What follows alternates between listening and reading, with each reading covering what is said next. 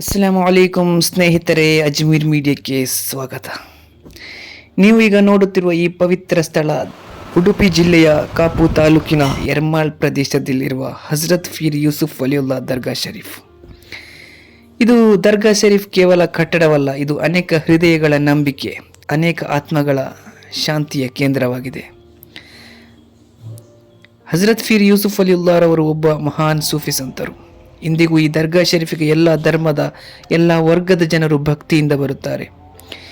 ಪ್ರಿಯ ಸ್ನೇಹಿತರೆ, ಈ ದರ್ಗಾಕ್ಕೆ ಪ್ರವೇಶಿಸುವಾಗಲೇ ಮನಸ್ಸಿಗೆ ಒಂದು ಶಾಂತಿ ಸಿಗುತ್ತದೆ. ಮನಸ್ಸಿನ ಚಿಂತನೆಗಳು ಇಲ್ಲಿ ಬಂದಾಗ ನಿಧಾನವಾಗಿ ಕರಗುತ್ತದೆ.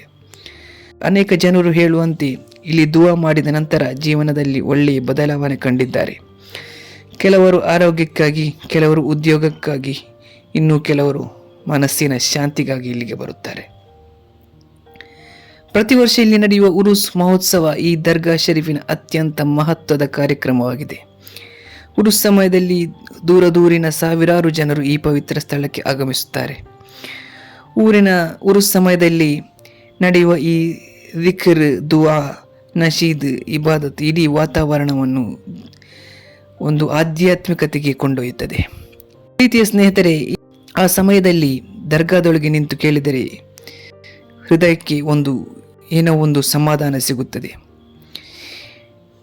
ನಿರಾಶೆಯಲ್ಲಿದ್ದವರು ನಂಬಿಕೆಯನ್ನು ಕಂಡಿದ್ದಾರೆ.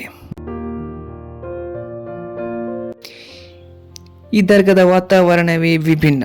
ಇಲ್ಲಿ ಸಮಯ ನಿಂತಂತೆ ಭಾಸವಾಗುತ್ತದೆ. ಒಮ್ಮೆ ಇಲ್ಲಿ ಕುಳಿತು ಅಲ್ಲಾಹನ ಸ್ಮರಣೆ ಮಾಡಿದರೆ ಮನಸ್ಸು ತುಂಬಾ ಹಗುರವಾಗುತ್ತದೆ.